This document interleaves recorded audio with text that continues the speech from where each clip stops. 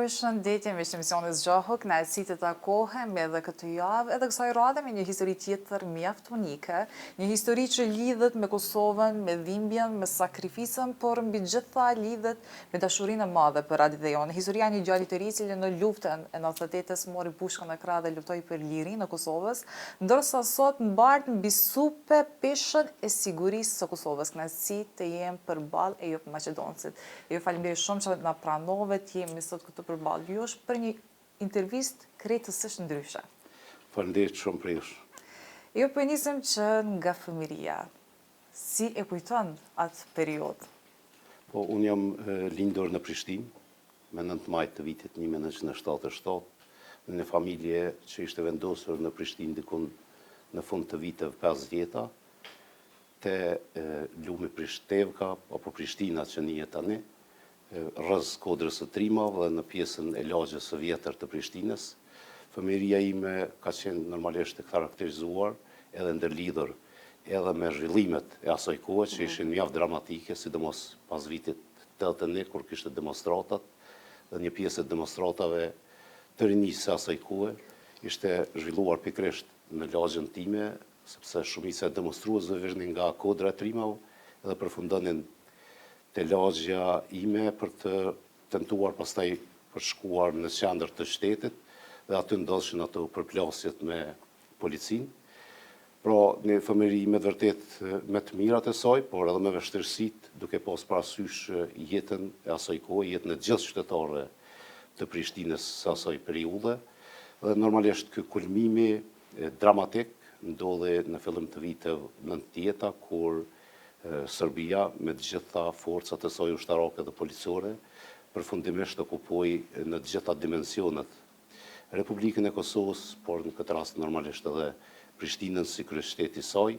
dhe kujtoj kohën kur si 13-14 vjeçar në atë periudhë ju bashkangjitësha demonstruesve kur kalon në lagjën tonë dhe një pjesë të madhe të fëmijërisë e kam kaluar, mund të them, në gazin lësjellës që trupat policore serbe hodhin kundër demonstruesve, por edhe plumave që fërshëllinin në atë kohë në lagjet tona, dhe krahas ajrit pastër që vinte nga Gërmia edhe malet e Gollakut, në vazhdimsi ne kishim edhe përjetimin e atyre vendeve helmuese, mund të themi, që lëshoheshin përmes gazit lësjellës nga policia e Serbisë. Pastaj normalisht që u bë edhe mbyllja e televizioneve, bibliotekave, shkollave dhe të gjitha institucioneve në atë periudhë, nga një jetë pak a shumë normale që kishim zhvilluar deri në vitet 90, edhe pse edhe në atë kohë thash kishte vështirësitë e saj, edhe kishte populluar sfidat e tij. Mirë, po pas 90-tave kjo u vështirësua shumë dhe u mbyllën shkollat vitin e parë të shkollës së mesme, pa ta filluar pastaj në shtëpitë shkollat të asaj kohe, që ishte një sfidë në vete. Mirë, po vlerësoj që gjithë kjo ka ndikuar që në të formsohem edhe në aspektin patriotik, por edhe në aspektin njerëzor,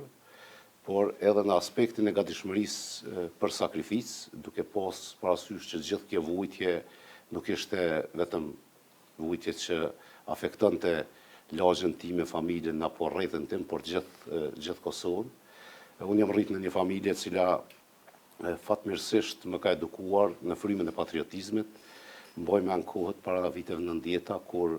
e kishim të pamundur që të kapnim valët e radio-televizionit shqiptar, dhe këtë e bënim në mënyrë pastaj ilegale, mund të themi, duke shfrytzuar antenat të ndryshme dhe mjetet të ndryshme, për shkak që në atë periudhë pushteti Jugosllav pengonte transmetimin e radio-televizionit shqiptar, dhe ne normalisht që kishim nevojë për një inspirim nga Shqipëria si vend, cilin ne vazhdojmë të shohim vetëm pjesë të saj, duke qenë se ne jemi të ndarë nga Shqipëria. Mbaj me anë kohën kur për 28 nëntor, për shkak që e di që në atë periudhë pa të ndryshuar dhe flamurin kombëtar, yllin që në flamurin kombëtar shqiptar të asaj kohe ishte i vendosur mbi Shqipërinë. Pushteti Jugosllav kishte detyruar pushtetin në Kosovë që ta vendoste ana Shqipërisë, në mënyrë që të mos identifikohej me Shqipërinë, dhe mbaj mend që për çdo 28 nëntor, babaj kishte një flamur shumë të madh, cilën e vendoste, i kemi pas 2 kauçe në dhomë, e vendoste në 2 kauçe sepse ishte me të vërtetë i madh, dhe unë bashkë me motrën dhe vllahun uleshim në tokë edhe e shikonim gjatë gjithë ditës pothuajse. Kjo Këtë pjesën e patriotizmit e keni pas nga familja, pra. Po, shumë ka pasur të kem veçanërisht babajin këtë pjesë, ka pasur shumë revista të asaj kohe të Shqipërisë, cilat ishin ilegale për kohën, por ne i lexonim, por edhe gjithashtu ndjekshim emisione të ndryshme nga Shqipëria që kryesisht qëllimi i babait përveç arktimit e pjesës tjetër ishte që të na ndihmon të formsonim në vetvete atë dashurinë edhe dëshirën për bashkim kombëtar. Pastaj ju u bashkuat në Ushtrinë Qeverimtare të Kosovës. Në cilën muaj saktësisht edhe mban mend atë momentin që e ke marrë vendimin? Po unë kam qenë në fakt në vitin 96, unë kam shkuar, kam emigruar në Zvicër, kryesisht për shkak të gjendjes së vështirë ekonomike të asaj kohe. Në Kosovë nuk ishte vende pune, kishte vështirësi për shkollim, kishte shumë sfida për një të ri, dhe pata vendosur që të shkoj në Zvicër. Ka qenë një peripeci gjithë rrugtimi im përmes Shqipërisë dhe përmes komuneve në Itali, shkuar në Zvicër. Është një tregim në vete që do të na merrte kohë po ta shpjegonim të tërin. Kam qëndruar në Zvicër për afërsisht një vit e gjysmë dhe atje kam vendosur kontakt me disa persona, cilët në atë kohë i takonin lëvizjes kombëtare për çliриmin e Kosovës, një organizatë ilegale që synonte luftën çlirimtare si mjet për çlirimin e Kosovës, dhe jam pranuar si pjesë e lëvizjes kombëtare për çlirimin e Kosovës pikërisht në Zvicër, ku kam qenë pjesë e një këshilli popullor, siç janë quajtur atë kohë ato organizimet e lëvizjes kombëtare për çlirimin e Kosovës, e cila vepronte normalisht edhe në Kosovë. Pastaj ka qenë një marrëveshje mes lëvizjes kombëtare për çlirimin e Kosovës dhe Ushtrisë Qeverimtare të Kosovës, që aspekti personelit, pra njerëz, të bashkangjiteshin UÇK-s me qëllim që të rrisim edhe të forcojmë Ushtrinë Qeverimtare të Kosovës, dhe me 18 mars të vitit 1998 jam kthyer vullnetar nga Zvicra. Vendimin normalisht që unë faktikisht e kam marrë në momentin kur i kam bashkangjitur lëvizjes kombëtare për çliриmin e Kosovës, qysh në fillim të vitit 97, mirë po nuk ka qenë as në diskutim se a duhet të kthehem ajo. Kam qenë plotësisht i bindur që është më së nevojshme që çdo shqiptar që jeton të jashtë vendit të kthehej edhe të kontribonte për çlirimin e Kosovës, dhe si njeri në atë ku kam vetëm sapo ta mbushur 20 vite, 20 vjeç pra, pa ta vendosur që të kthehem. Edhe ka qenë një peripeci në vete, për shkak që ka qenë një rrugtim i gjatë, jam kthyer nga Zvicra në Shqipëri. Në Shqipëri kam përfunduar një trajnim ushtarak. Në atë kohë, për shkak që ishte 18 marsi në vitit 1998, pra fillimi i luftës në Kosovë pas epopesë së UÇK-s, dhe ende në Shqipëri këto organizimet ishin thellësisht ilegale. Ne u patëm paraqitur si një ekip futbollistik, edhe pse askush nuk e besonte se ishim ekip futbollistik për shkak të moshave të ndryshme edhe pamjeve që s'dukeshim si futbollist. Mirë po, ajo ishte ideja që të paraqiteshim në mënyrë që banorët e lagjës ku banonim, sepse banonim në lagjën Laprop, të mos e kuptonin që ne ishim në ndonjë organizim të veçantë. Pjesën teorike kemi realizuar në banesën, pra në Laprop, atë pjesën e ligjëratave, të cilat kanë pasur fatin që t'i marrë pikërisht nga një prej herojve më të rëndësishëm të vendit tonë, Agim Ramadani, cili gjithashtu në atë periudhë ka pasur nga Zvicra si vullnetar, kurse pjesën praktike e kemi zhvilluar në një poligon të Ushtrisë Shqiptare, dhe edhe në këtë rast kam pasur fatin që instruktor në këtë pjesë ta kem komandantin e mëvonshëm që e kam pasur në UÇK, atë mshehun, një oficer ushtarak nga Shqipëria, i cili u bashkangjit më pas edhe luftës qeverimtare këtu në Kosovë. Ka qenë me të vërtetë një për mua një përjetim i veçantë, për shkak që ishte hera e parë që mboja me ormë në duar, hera e parë që shtia me ormë, hera e parë që merrja një ori ushtarake, dhe gjithë kjo u bënte për të kaluar në Kosovë dhe për të bashkangjitur ushtrisë lindore të Kosovës. Normalisht që kishte sfidat e saj edhe kjo përgatitja, zgjoheshim herët në mëngjes, kishim stërvitjet në një fushë sportive, pastaj ligjëratat, siç e thash, në banesë, e më pastaj edhe pjesën e qitjeve praktike edhe taktikave luftarake që i bënim në poligon. Diku 2 javë kemi qëndruar në Tiranë, ku jemi përgatitur, dhe me pas kemi hyrë në Kosovë. Kujtohet ka qenë jashtëzakonisht e vështirë gjithë rruga prej Tiranës në Koks, në Krum, ku ishte edhe ajo zona prej nga hynim përmes Pashtrikut në Kosovë. Edhe kjo për shkak që atëherë ishte rruga e vjetër, kush e mban mend, edhe se ka qenë një rrugë jashtëzakonisht e vështirë, dhe gjithë atë rrugë e bëm nga Tirana pra deri në Koks me një furgon të mbyllur. Pra ne nuk shenim asgjë për jashtë, ne vetëm vërenim ato lëvizjet e automjetit në për kthejesa të ndryshme. Edhe kalimi i kufirit ka qenë normalisht gjithmonë me vështirësi, përveç që do të dojt të ishim jashtëzakonisht të përgatitur që mund të bënim në prit, pra përgatiteshim që do të na dojt të luftonim me forcat serbe. Ne u ballafaquam në atë mars, edhe fillim prilli, edhe me një vështirësi tjetër që ishte moti, pra ishte jashtëzakonisht mot i keq, mjegull, dhe moja Pashtrikut kishte edhe borë, dhe vështirësia normalisht ishte dyfishuar edhe për faktin që ne ishim gjithmonë në gjendje gatishmërie që gjatë kalimit të kufirit mund të hasnim në ndonjë prit të forcave serbe. Për ta bërë dhe më të vështirë këtë, ne patëm humbur rrugën natën e parë, u kthyem prapë në Shqipëri dhe natën e dytë arritëm që të kalojmë në territorin e Kosovës, përreth fshatrave Romaj dhe Gjonaj të Hasit. Aty patëm humbur lidhjen me personin kontaktues që duhet na priste, kështu që prafërsisht ka zgjatur gjithë këtë 16 vjetor, pra prej nisjes deri në vendosjen e kontakteve me personin kontaktues. Megjithatë për mua, edhe para se të vija, pra para se të nisesha, të kaloja kufirin, për mua në atë kohë ishte shumë e rëndësishme që vetëm të kaloja kufirin, të shkelja Kosovën.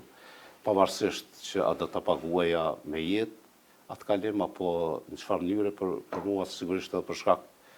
që atë pjesë të jetës e kaloja jashtë Kosovës, dhe edhe për shkak normalisht që ne kishim informatat përmes medjave për gjithçka që zhvillohej në Kosovë. Për mua fillimisht ka qenë objektivi parë që vetëm të shkelja territorin e Kosovës. Edhe pa ta thënë bilen në momentin që e shkel, edhe po të vritem, është në rregull çdo gjë se përmbushat synimin edhe qëllimin tim. Mirë po ta fatin që të kaloj në mënyrë të sigurt. Në atë kohë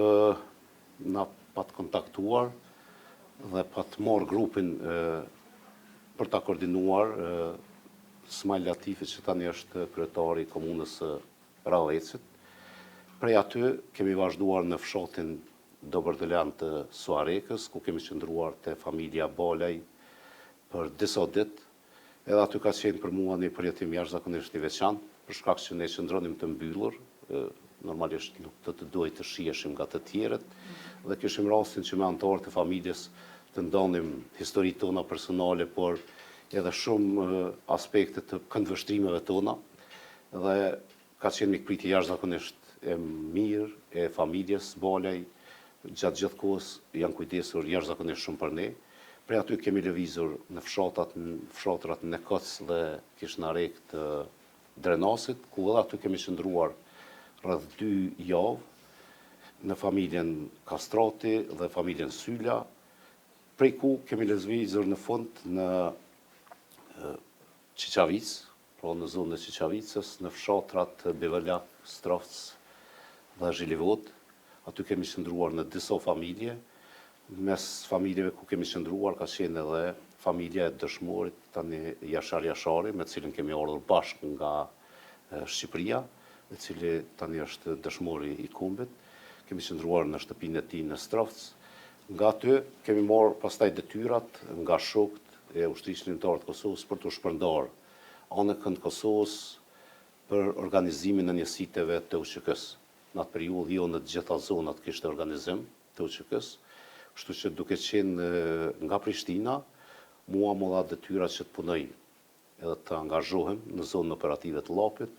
më saktësisht në fshatrat përreth Prishtinës. Edhe këtu kishte shumë, po mendoj, zhvillime dramatike të asaj kohe, po dua ta ndaja një sekuencë kur jam kthyer kur kam ardhur nga Strovci në Prishtinë,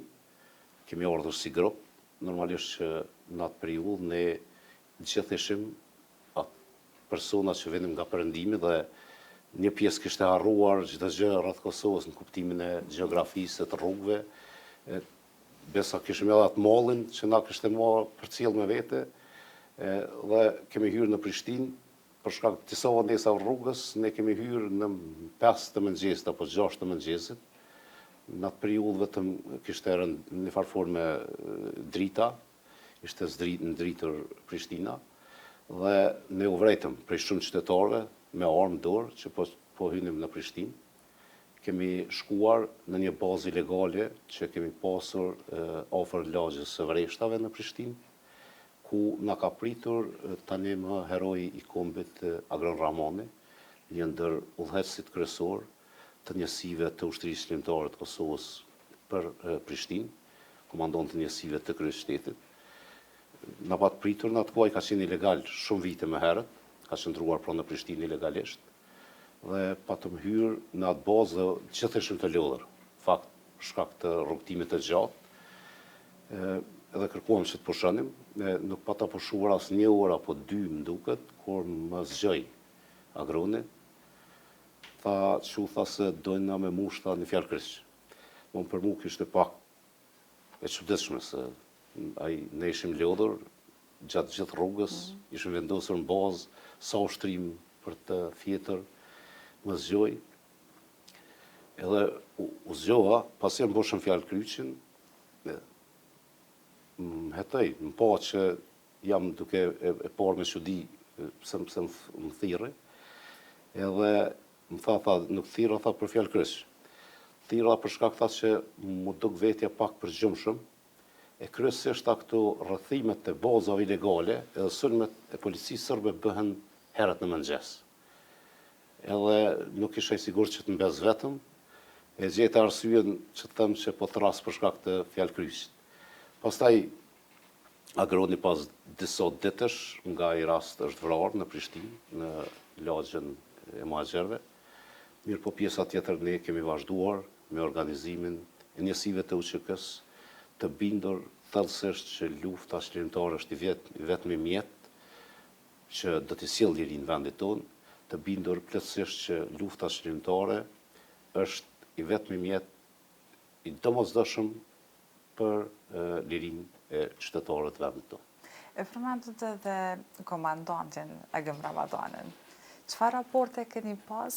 Ka ngel diçka në mendje prej tij, ndonjë fjalë ose diçka që e kujton edhe sot? Agimi ka qenë jashtëzakonisht i afërt, person shumë profesionist, shumë i afërt, shumë i kujdesshëm, sepse ne ishim të ri krahasim me të. E kam fjalën, ai kishte edhe eksperiencën, edhe përvojën prej ushtrisë, edhe njohuritë e tij, por mbi të gjitha kishte të ngulitur patriotizmin dhe dashurinë për njerëzit. Gjitha bisedat me të kanë qenë me të vërtet shumë të këndshme, ka qenë përveç tjerash edhe njeri që të motivante, por edhe t'jepte vullnet që të vazhdosh edhe për te sakrificave mundit që të priste. Normalisht që na ndante me ne ato njohuritë edhe përvojat e tij, por edhe gjithashtu edhe bisedat shoqërore, gjitha këto më kanë mbetur në mendje, por me të vërtetë ishte përveç tjerash një njeri i dashur, patriot dhe profesionist. Përmendë shumë sakrifica cilat ju i keni bën në atë kohë, po gjatë kësaj periudhe sa ka qenë kohë e gjatë që nuk i ke pa familjarët e tu? A ke qenë në kontakt me ta, po si ka qenë ajo pjesë? Një detaj ndoshta që nuk e thash, ne patëm vendosur në atë bazën që e thash. ofër lagjës së vëreshtave dhe atë kohë kishim të ndaluar që të kontaktojmë familjarët për shkak që të mos bëhemi shkas për dekonspirimin e grupeve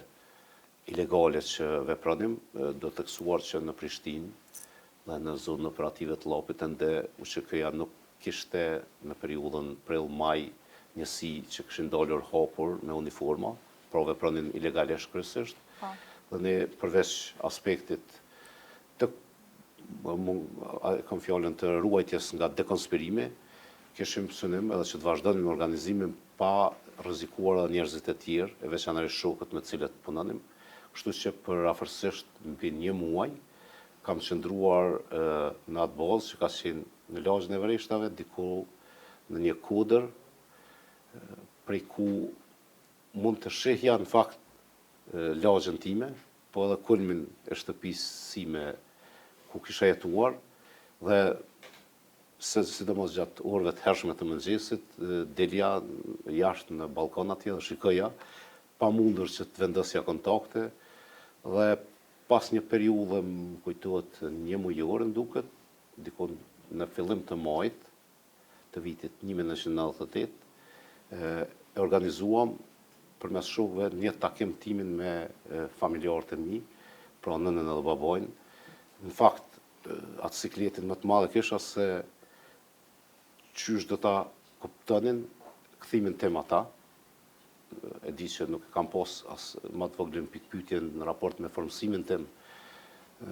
për vendin, mirë po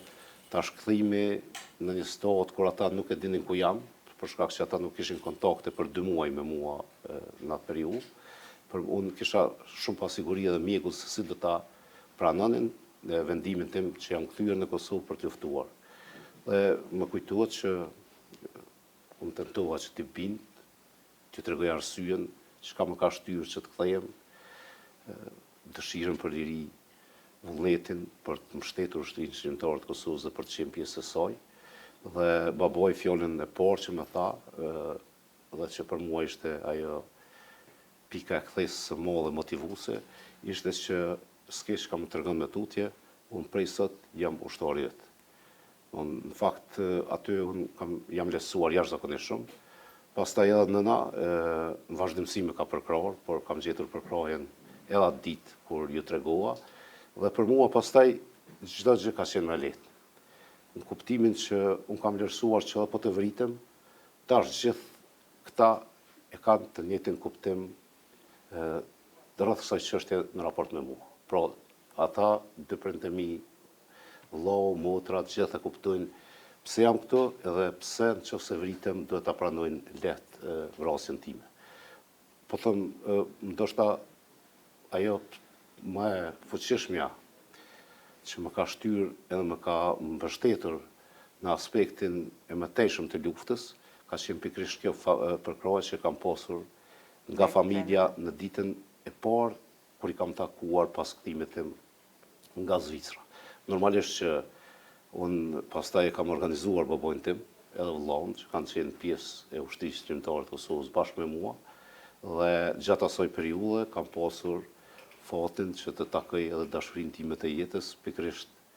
në ushtrisë shqiptare të Kosovës, Arbrien, cilën e kam bashkëshorte, me cilën pra kemi filluar rrugtimin e luftës, edhe kemi mbaruar në rrugtimin e bashkëshortësisë. Jashtëzakonisht rrëfimi i mirë edhe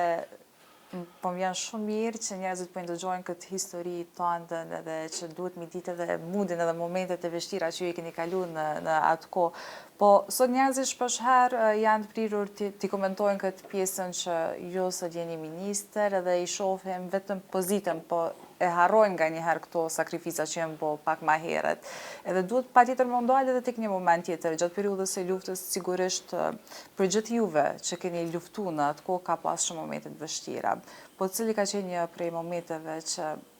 thuhet nuk më harru kurrë në jetë? Jashtëzakonisht kanë qenë momente të vështira vërtet, luftimet që i Sepse zhvilluan me ndoshta ka forcat serbe. edhe shumë shok bashkëluftëtar që i ke pas aso kohë, po që sot Ne ishim të fatkeqësisht nuk janë. pabarabartë në luftën kundër okupatorit serb. Kishim shumë pak armë, ata kishin gjithë arsenalin e trashëguar nga ish ushtria e Jugosllavisë, ne gjithmonë kujdeseshim që të mos shkaktonim dëme kolaterale, pra të qytetarët të civil, pavarësisht të nacionalitetit. E di që në shumë raste ne kemi rrezikuar duke kaluar nëpër fshatrat serbe për të sulmuar patrulla të ushtrisë dhe policisë serbe dhe jemi kthyer prapa përmes atyre fshatrave gjithmonë të kujdesshëm për të mos u hetuar nga banorët në mënyrë që të mos detyrohemi të përdorim mjete kundër civilëve, pra kemi rrezikuar dy fish për të ruajtur pastërtinë e ushtrisë shqiptare të Kosovës, luftës së ushtrisë shqiptare të Kosovës, dhe jam i bindur plotësisht që lufta e ushtrisë shqiptare të Kosovës është e pastër dhe e drejtë, ndoshta më e pastra dhe më e drejta nga gjitha luftrat shqiptare që janë bërë anë kënd botës, për shkak që kemi qenë shumë kujdesshëm. Kurse soi përket momenteve të veçanta, unë edhe dëmshme, unë e konsideroj vrasjen e dy heronjve të kombit ton, Agron Ramonit dhe Bahri Fazliut, që kanë qenë ai promotori i organizimit të njësive ushtarake të UÇK-s, por atë lëvizjes kombëtare për shëtimin e Kosovës në regionin e Prishtinës, ka qenë me të vërtet moment kur na ka vendosur në pozita që të reflektojmë sa mund të vazhdojmë me tutje, a kemi fuqi dhe a kemi kapacitet njerëzor dhe mbështetje për të vazhduar me tutje, për shkak që edhe Bahriu dhe Agroni, përveç që kanë qenë organizator, kanë qenë edhe motivues për mua dhe për gjithë shokët. E mbaj në mend momentin e vrasjes së Agronit veçanërisht, pas së vrasje ne u detyruam që të tërhiqemi në baza tjera dytësore, pra, se nuk e dinim cilat baza janë zbuluar, për shkak që ajo është vrarë në një bazë ilegale. Së bashku me të ka qenë Fatmir Rumulli, një veprimtar jashtëzakonisht i shquar, një veprimtar me patriotizëm të thellë, i cili është plagosur gjatë asaj përpjekje, dhe pa ta takuar nënën, cilës në një farë formë ajo vreti në fytyrën time me gjas dëshpërimin, sepse i thash nuk e dia mund të vazhdoj me tutje, për shkak që jemi goditur shumë rënd, veçanërisht në regionin e Prishtinës, dhe ajo më tha poshtë gjinin që ta akumullon, pa mos të dorëzo dhe mos i tradhto shok. Pa do të vazhdosh me tutje, dhe kjo ka qenë pastaj një injektim shtesë nga ajo për të vazhduar me angazhimin për çështjen kombëtare. Pastaj pas gjithë këtyre sakrifisave, erdhe dhe liria, pavarësia e Kosovës. Si e kujtojnë ditën e shpalljes së pavarësisë Kosovës? Se ka qenë një moment i jashtëzakonshëm, për gjithashtu më pak për juve që keni dhënë një kontribut të jashtëzakonshëm. Në fakt kanë qenë 2-3 momente kyçe gjatë historisë së Kosovës, ishte çlirimi i vendit, 12 qershorit, kur ne për herë të parë arritëm që të hyjmë në të gjitha shtetet e lagjet e Kosovës, veçanërisht në Prishtinë, të lirë, me uniforme UÇK-s dhe qytetarët e shijuan për herë të parë në jetën e tyre lirinë e vërtet. Normalisht që pavarësia pastaj ishte një farë lloj rrumbullaksimi gjithë atyre përpjekjeve, dhe unë gjatë periudhës prej 99-s deri kur kam lënë uniformën me 8 gusht të vitit 2023, kam shërbyer si pjesë të gjitha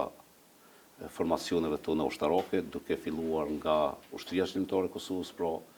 trupat mbrojtëse të Kosovës dhe forca e sigurisë së Kosovës, dhe gjatë gjithë kësaj periudhe jam përpjekur që t'jap maksimumin nga vetja me qëllim që të ndërtojmë institucionet e Republikës së Kosovës, në veçanti Ushtrinë e Kosovës, si bazamenti i gjithë pavarësisë dhe sovranitetit të vendit tonë. Pra, kontributi për Ushtrinë e Kosovës është kontribut për të kaluarën, për të tanishmen dhe për të ardhmen.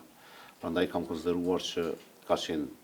privilegj për mua që kam pasur mundësinë të vazhdoj të kontriboj edhe pas luftës si pjesë e Ushtrisë së Kosovës, edhe pse kemi pasur periudha jashtëzakonisht të vështira gjatë këtyre fazave të tranzicionit prej UÇK-s e TMK pastaj FSK, mirë po jo vetëm unë, po gjithë ushtarakët, duke filluar nga ata të Ushtrisë Shqiptare të Kosovës, e më pastaj edhe të këtyre formacioneve tjera, kanë qenë me të vërtetë të vetëdijshëm plotësisht që kontributi për Ushtrinë e Kosovës është kontribut ndaj vendit. Prandaj konsideroj që gjithë përpjekja ime ka qenë që të ndërtojmë ushtrinë e cila do të jetë bazament i pavarësisë sonë. Pra, misioni yt nuk ishte vetëm në atë kohë, nuk përfundoi me aq duke qenë vetëm ushtar, pastaj rrugtimi yt vazhdoi duke marrë një nga postet më të larta për sigurinë e vendit. Si ishte kjo ta pranosh këtë post dhe këtë përgjegjësi kaq madhore, të Po them? vërtet që rrugtimi im nuk ka përfunduar pra me UÇK-n, me as me TMK-n e FSK-n. Edhe detyra ime si ministri i mbrojtjes, detyrën time si ministër të mbrojtjes, e konsideroj si një përgjegjësi ndaj vendit, konsideroj si një obligim, më shumë se si një nder apo privilegj që më është dhënë, konsideroj që duke shërbyer si ministri i mbrojtjes, sepse të jesh ministri i mbrojtjes është shërbim, po të jesh kudo në dikasteret qeveritare është shërbim, para se të jetë punë apo profesion, konsideroj që është një ndjenjë krenarie jashtëzakonshme kur t'japet mundësia që të kontribosh, dhe normalisht që unë si oficer jam ndërtuar edhe zhvilluar edhe përgatitur që të kryej edhe detyra tjera jashtë ushtrisë, sepse ne përfundojmë kurse dhe shkollime edukime të ndryshme që na mundsojnë që të zhvillojmë aspektin e leadershipit tonë, po dhe aspektin e menaxherial tonin. Unë kam përfunduar 2 kolegje ushtarake në Shtetet e Bashkuara të Amerikës, kolegjin e komandës dhe shtabit të përgjithshëm, dhe kolegjin e luftës së Shtetet Bashkuara të Amerikës, që janë ndër kolegjet më të mirënjohura në botë, dhe në 2 këto kolegje gjithashtu kam përfunduar 2 programe master, dhe konsideroj që ky edukim duke ja ndërlidhur këtu edhe përvojën nga lufta, por edhe përvojën si ushtarak, si edhe vetë zhvillimin, më ka mundësuar që të kem atë guximin dhe kurajën për të pranuar detyrën që më është besuar nga kryeministri Albin Kurti dhe për të udhëhequr një ndër dikasteret kryesore të vendit tonë të fushës së sigurisë, atë të Ministrisë së Mbrojtjes. Unë konsideroj që e kam obligim dhe borxh ndaj qytetarëve dhe vendit, por ndaj partnerëve që kanë investuar në edukimin dhe shkollimin tim, që ta kthej përmes punës së mirë që duhet ta bëjmë aty ku do që jemi, mirë po për mua si ministri i mbrojtjes. Duke qenë se natyra e misionit zgjohet është një program motivues që të përcjellë mesazhe motivuese, është shumë e rëndësishme me e ditë se çfarë do ju thosh atyre të rive që nuk e kanë përjetuar luftën e 99-s, edhe që nganjëherë shohim që marrin lirinë si të mirëqen, edhe ndoshta nuk u adim vlerën e disa gjanave, meqense se nuk i kemi përjetuar ato të mirët cilat kanë ndodhur në atë kohë. Po çfarë do ju thosh këtyre sot që të jenë një rini më shëndoshme, e mirë edhe që të kenë fokusin gjithmonë për të kontribuar në vendin e tyre? Në fakt është e kuptueshme që ajo gjeneratë që nuk ka përjetuar luftën, edhe nuk e ndjen si gjenerata që ka përjetuar atë, mirë po çka është shumë e rëndësishme për të rinj, është që me të vërtet të kenë të ngulitur në shpirtin e tyre, në mendjen e tyre, që liria nuk ka ardhur falas, liria ka ardhur me shumë mund të sakrifica, dhe kjo liri ruhet vetëm duke qenë të angazhuar aty ku jemi për të dhënë maksimumin në atë profesion cilën e ushtrojmë. Nuk do të thotë që duhet të jesh domosdoshmë ushtarak për të qenë patriot, kudo që të punon, kudo që vepron, njeriu është shumë e rëndësishme jo vetëm për vendin, por për vetveten, që të jap maksimumin nga vetvetja, të kaloj ato limite që njeriu ja vendos vetit. Shumicën e rasteve të rinj, kufit ja vendosin vetvetes, përndryshe kufit nuk ekzistojnë, njeriu mund të bëj maksimumin, mund të bëj shumë për veten, për vendin, mirë po vetëm do të ketë guximin, do të ketë vendosmërinë, edhe do të ketë qartësinë për atë që ka dhënë. Mirë, jo tash të jemi drejt fundit të emisionit, edhe me patjetër më duhet me u dalë pak edhe tek pjesa aktuale, tek politika, se çfarë është duke ndodhur. A besoni se lëvizja vetëvendosje do arrita formsoj qeverinë? Normalisht që lëvizja vetëvendosje është fitues absolut i zgjedhjeve të nënshkurtit, duke fituar 42.3% të votave, që nënkupton shumicën e votave dhe pjesa tjetër e votave, pra ju takon 27 subjekteve dhe koalicioneve të tjera, edhe duke qenë fitues me 42.3%, lëvizja vetëvendosje Jo vetëm që i takon, po ka edhe përgjegjësinë për të marrë në dorë drejtimin e vendit, për të vazhduar në fakt qeverisën e vendit. Unë vlerësoj që lëvizja vetëvendosje do të drejtoj me qeverinë e ardhshme të Republikës së Kosovës për të shtyr edhe më tej përpara projektet e nisura dhe për të avancuar ato të përmbyllura. Vlerësoj që në fushën e mbrojtjes është bërë tashmë shumë, mirë po mund të bëhet edhe më shumë, dhe për këtë kryeministri ka theksuar shumë herë gjatë intervistave të fundit, është zotuar për një buxhet mbi 1 miliard euro, por edhe për shumë projekte tjera me të cilat do të mbështetet mbrojtja dhe ushtria e Kosovës. Po mendimi im është që si parti fituese është domosdoshme që të marrim përgjegjësinë për të drejtuar vendin. Për ju, a presin se duhet jeni edhe për një mandat ministër i mbrojtjes? Kur kam pranuar detyrën e ministrit të mbrojtjes, kam lënë diçka shumë të shenjtë për mua, që është uniforma, dhe kam lënë atë duke qenë i bindur se kryeministri i vendit Albin Kurti kërkesën për mua që të jem ministri i mbrojtjes e ka bërë për shkak të nevojës që ka Ministria e Mbrojtjes për të qenë unë ministri i mbrojtjes, dhe kam pranuar me plot vullnet dhe dëshirë, edhe të qenit deputet i Republikës së Kosovës e kam pranuar gjithashtu me vullnet dhe dëshirë. Normalisht që gjithmonë fokusi im do të jetë mbrojtja dhe siguria, për shkak që fundja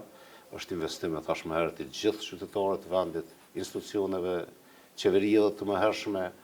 edhe aleatëve tonë për të ndërtuar profesionistë që shërbejnë për vendin. Unë jam i gatshëm që të vazhdoj, që të shërbej edhe si ministri i mbrojtjes edhe në të ardhmen, dhe normalisht që edhe dëshira ime është që pikërisht të shndrojmë brenda fushës së mbrojtjes. Mirë, një mesazh për fond, një mesazh motivues për gjithë popullin shqiptar. Po shqiptarët kur më mirë, edhe më shumë mundësi nuk kam pasur në historinë e tyre.